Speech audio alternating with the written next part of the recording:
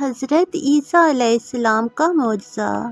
بیان کیا جاتا ہے کہ بنی اسرائیل میں ایک شخص تھا جس کی بیوی نہایت حسین تھی، جس پر وہ اسرائیلی فریفتہ تھا۔ چنانچہ جب اس عورت کا انتقال ہو گیا تو اس اسرائیلی کو بڑا قلق ہوا اور ایک مدت تک وہ اس عورت کی قبر پر بیٹھا روتا رہا۔ اتفاقاً حضرت عیسیٰ علیہ السلام کا ادھر سے گزر ہوا تو انہوں نے اس اسرائیلی کو پریشان حال دیکھ کر اس کا سبب معلوم کیا۔ جب اسرائیلی نے اپنا واقعہ بیان کیا تو حضرت عیسیٰ علیہ السلام نے دریافت فرمایا، کیا تو چاہتا ہے کہ میں اس کو تیرے لیے زندہ کر دوں؟ اس نے عرض کیا، ہاں حضور، میں یہی چاہتا ہوں۔ چنانچہ حضرت عیسیٰ علیہ السلام نے اس قبر کے مردہ کو آواز دی تو قبر سے ایک حبشی غلام جس کے ناک کے نتنوں، آنکھوں اور جسم کے دوسرے سوراخوں سے آگ کی لپٹیں اٹھ رہی تھیں۔ حضرت عیسیٰ علیہ السلام کو دیکھتے ہی غلام نے کلمہ پڑھا کہ لا الہ الا اللہ عیسیٰ روح اللہ۔ اسرائیلی نے یہ دیکھ کر عرض کیا، حضور، مجھ سے غلطی ہو گئی، میری بیوی کی قبر تو دوسری ہے۔ یہ سن کر حضرت عیسیٰ علیہ السلام نے حبشی کو حکم دیا کہ تم اپنی قبر میں واپس ہو جاؤ۔ چنانچہ وہ مردہ ہو کر گر گیا اور اس کی قبر کو مٹی سے چھپا دیا گیا۔ پھر حضرت عیسیٰ علیہ السلام نے اس دوسری قبر کی جانب توجہ فرمائی اور حکم دیا کہ ہے صاحب قبر، اللہ کے حکم سے زندہ ہو جا۔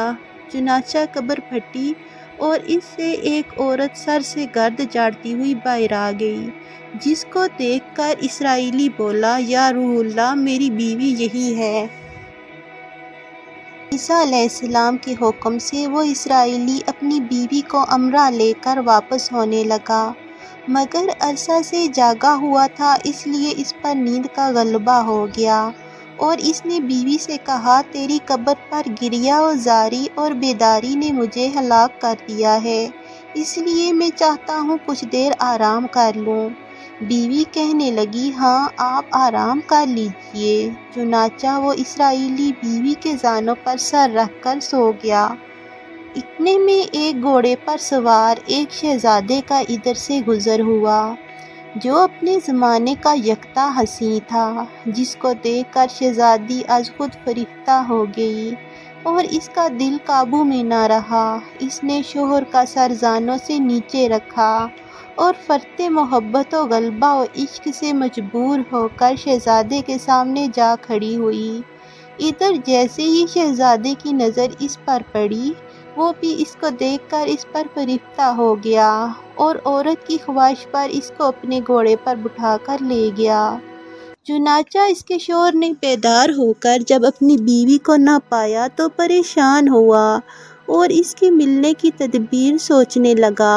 سوچتے سوچتے آخر اس کے نشان قدم پر چل کر اپنی بیوی کو تلاش کر لیا، جو شہزادے کے پاس پہنچ چکی تھی۔ اس کو دیکھ کر اسرائیلی نے شہزادے سے عرض کیا کہ یہ میری بیوی ہے، آپ اس کو چھوڑ دیجئے۔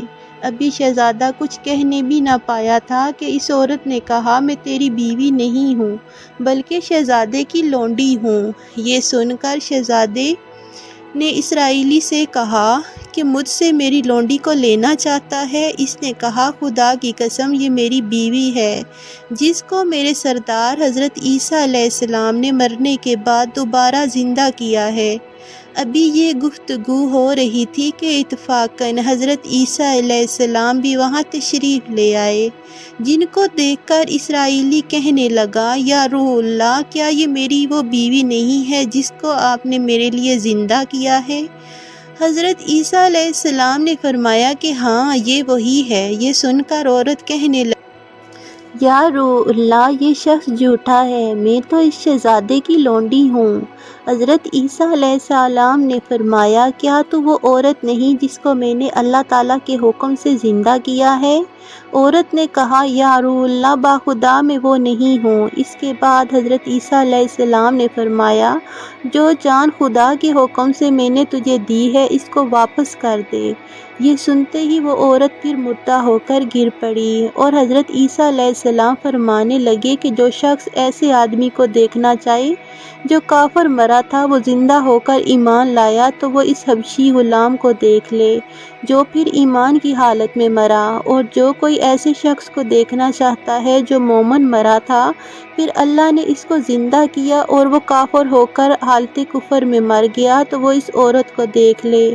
اس واقعہ کو دیکھ کر اسرائیلی نے قسم کھائی کہ اب کبھی نکاح نہیں کروں گا اور میدانوں کی طرف نکل گیا جہاں اللہ تعالیٰ کی عبادت میں مصروف رہ کر اسے موت آ گئی۔